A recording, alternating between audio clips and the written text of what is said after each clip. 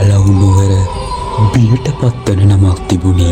ඒ නමින් ආලයක ඔහු දරුණු බිලි පූජාවක් ඉල්ලා සිටි යක්ෂයෙකි.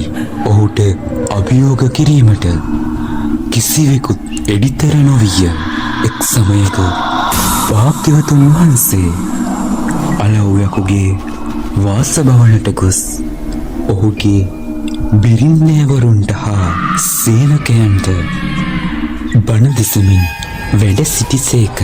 එකල්හි කෝපාවිෂ්ඨ වී තම වාසභවනට පැමිණි අලව්යකු භාග්‍යවතුන් වහන්සේට මෙසේ පවසා සිටියහ. එම්බල ශ්‍රමණය, වහා මාගේ නිවසින් එළියට බසිනු. එසේ ආලවක, මා ඔබ කියන අයුරින් සිදු කරමි. එම්බල ශ්‍රමණය, වහා මාගේ නිවස තුළට යනු. එසේ ආලවක, මා ඔබ කියන අයුරින් සිදු කරමි. එම්බල ශ්‍රමණය, වහා නැවත මාගේ නිවසෙන් එළියට බසිනු. එසේ ආලවක, මා ඔබ කියන අයුරින් නැවතත් සිදු කරමි. මේ ශ්‍රමණයා විඩාවට පත් කළ යුතුයි. එම්බල ශ්‍රමණය, වහා නැවත මාගේ නිවස තුළට යන්න.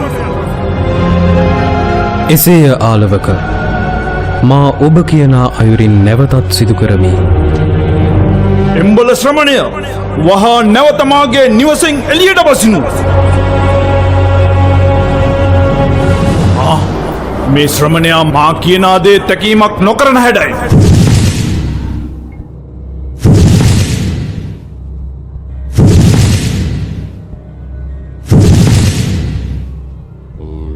හොඳයි ශ්‍රමණය, මා නුඹෙන් ප්‍රශ්න කිහිපයක් අසමි. නුඹ ඊට පිළිතුරු දීමට අපහසු වුවොත් මා නුඹගේ හදවත පලා දමන්නෙමි. දෙපා උස්සලා පරසක් කොළ ගසන්නෙමි. පින්වත් ආලවකය, බුදු කෙනෙකුට ඔය කිසිවක් නුඹට සිදු කළ නොහැකි. නමුත් මා නුඹගේ පැනයන් හට පිළිතුරු ලබා දෙන්නෙමි. මේ ලෝකයේ මිනිසෙකුට ඇති උතුම්ම ධනය කුමක්ද? සැප ලබා දෙන උතුම්ම ධර්මය කුමක්ද? රසයන් අතරින් අග්‍ර රසය කුමක්ද? කෙසේ ජීවත්වීම උතුම් ජීවත්වීමක් ලෙස හඳුන්වන්නේද? පින්වත, මිනිසෙකුට ඇති උතුම්ම ධනය ශ්‍රද්ධාවයි. රසයන් අතරින් අග්‍රවන්නේ සත්‍යයි. මැනවින් පුරුදු කරන ලද ධර්මය සැප ලබා දෙයි. රසයන් අතරින් අග්‍රවන්නේ සත්‍යයි. ශ්‍රමණය, මෝහයෙන් මුලාව සිටි මට ඔබ වහන්සේ ආලෝකයක් ලබා දුන්සේක. මම අද සිට ඔබ වහන්සේගේත් ධර්මයේත් සංඝයාගේත් සරණ යමි.